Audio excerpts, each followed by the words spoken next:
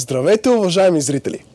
Аз съм Александър Герасимов и днес сме в нашето студио, за да обсъдим темата рециклирането като изкуство с нашите двама гости. Те са тук, за да ни разкажат повече за тяхната дейност и да видите как са свързани с темата ни по един доста интересен начин. Нека ги поканим при нас. Евгений Марински и Николай Стоянов. Може да заповядате.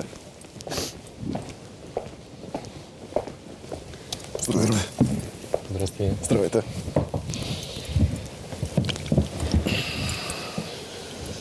Така, може ли да ни разкажете малко повече за вас самите? Само не се карайте, тъй като сте двама.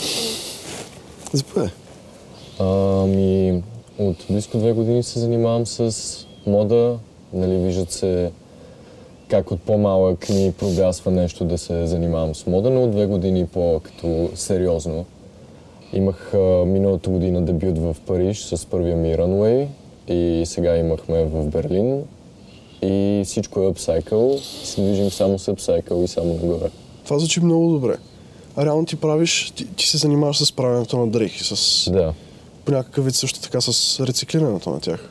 Да, примерно 2 чифта дънки и правиш един от тях, или множество бройки дънки, правиш един от тях, или просто комбинация от дрехи, събиране на стари опаковки, някакви такива неща и създаване на нещо ново от тях. Да прераждам. Това звучи много добре. А при вас? Аз съм управител и собственик на Ghost Town Airsoft Arena, София, в София. Занимавам се с Airsoft от повече от 7-8 години, като от 3 години менажираме терена. За Airsoft какво мога да кажа? Airsoft е създаден след края на Втората световна война, първоначално в Япония, тъй като загубили войната, те са имали рестрикции да нямат въоръжена армия и полиция, но за да поддържат все пак някаква готовност, те са ползвали копия, реплики на истински бойни оръжия. Впоследствие, когато отпада необходимостта от използването на реплики, се създава нашето хоби Airsoft. И с това вече ние се занимаваме вече доста години. В България всъщност Airsoft съществува може би от повече от 20 години. Звучи като изключително интересно хоби, между другото. Така е. Винаги съм искал да пробвам, само че никога не ми остава време. Имам един доста важен въпрос за вас обаче. Смятате ли, че наистина консумацията ни е погълнала като общество? Смятате ли, че винаги трябва да е ново, винаги трябва да е марково, винаги старото се захвърли и повече не се поглежда? Вижте, по принцип всеки се стреми към новото, само че новото не винаги означава да е чисто ново сега произведено. Новото може да се разглежда и като нещо, да използваш нещо старо, за да направиш нещо ново, което според мен е доста по-задоволяващо от гледна точка на това, че проявяваш и някаква креативност, а не отиваш, нали, взимаш това и давай, пускаме го. Именно, смятате ли, че този тип рециклиране е всъщност съпротива срещу консумацията? Съпротива не бих казал, по-скоро това е себеизразяване. Пак казвам, много е лесно да отидеш и да купиш нещо ново. По-трудно е да вложиш малко усилие, малко фантазия, за да направиш нещо, което ти искаш и по този начин, как се казва, как да го кажа, по този начин и ти ще се чувстваш по-удовлетворен. Предполагам, говорите от опит, тъй като знаем, че вие сте превърнали фабриката, дадената, в самия Airsoft, който... Точно така.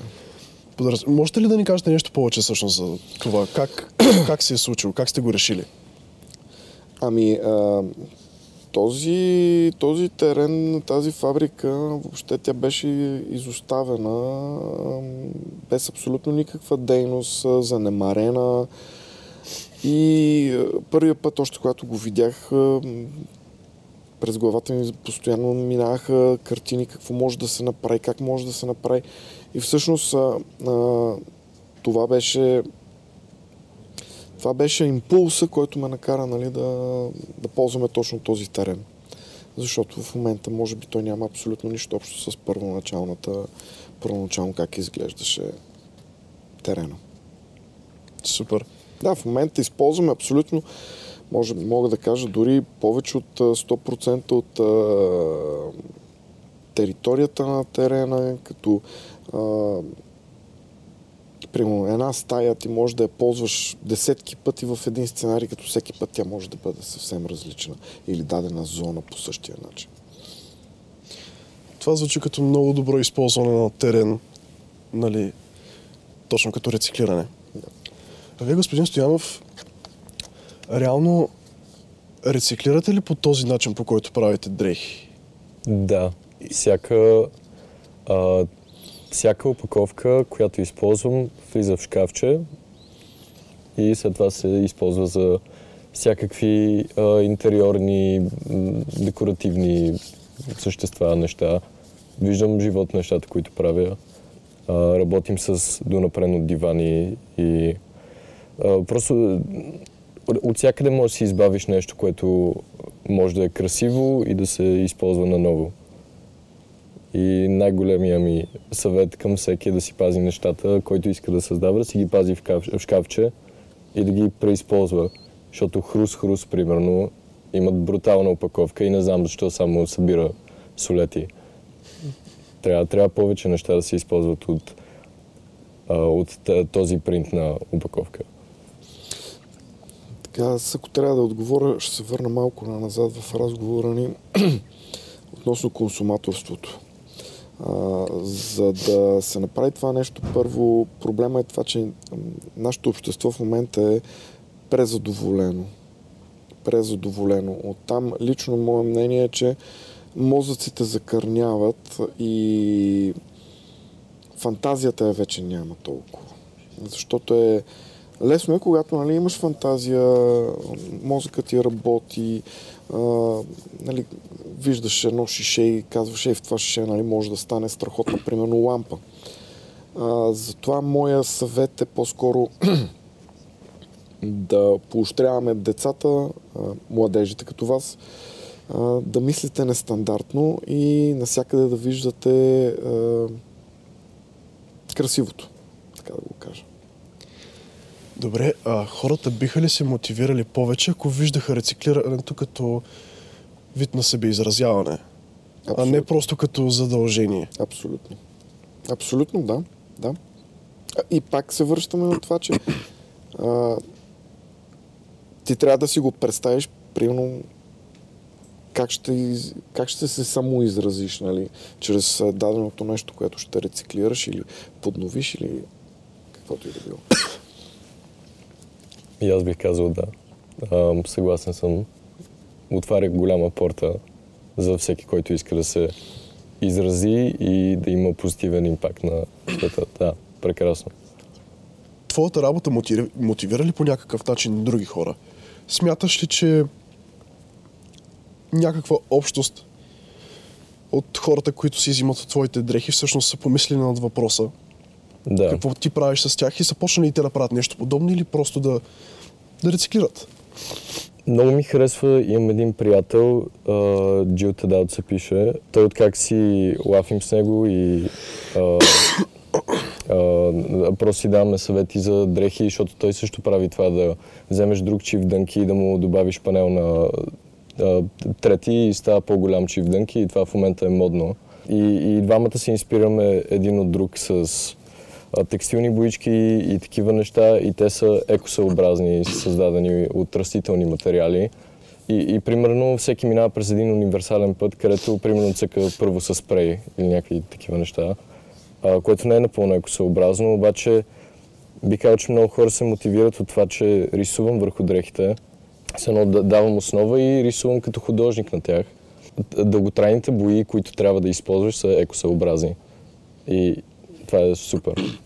Тъй, че бих се нарекал пайонир в това да рисуваш върху екосъобразни материали и дрехите си. Да. Добре, при вас, тъй като сте в стара, в вече използвана сграда, която сте превърнали в този Airsoft, Дали хората, които играят при вас, всъщност се чувстват по-добре от този факт? Че са на вече използвано място, че използват старото, все пак за да се забавляват и като цяло за самия спорт. Лесно е, когато направиш нещо чисто ново. Много е лесно. Взимаш един бял лист, нали, правиш нещо, което искаш. По-трудното е да използваш това, което съществува което съществува на терена. По-трудно е да го превърнеш в това, което ти искаш. И да го представиш така на хората, които ще го ползват, така че на тях да им хареса и да се забавляват. Убеден съм, че и поне това, което сме си коментирали с хората, които са идвали на терена, че на тях адски много им харесва това нещо. В смисъл, че сме използвали нещо, което е било едва ли незахвърлено, за да го направим така, че те да се забавляват. Радвам се да го чуя това и също така се радвам, че днес бяхте наши гости и благодарим за изчерпателната информация, която ни дадохте. От всичко, което чухме, можем да си изведем следното заключение. Рециклирането не просто е полезно за средата ни, но е път към творческа свобода на себеизразяване. То ни дава възможност да сме единствени по рода си, както, например, моят костюм днес е единствен по рода си. Аз съм Александър Герасимов. Благодарим ви, че бяхте с нас и до скоро!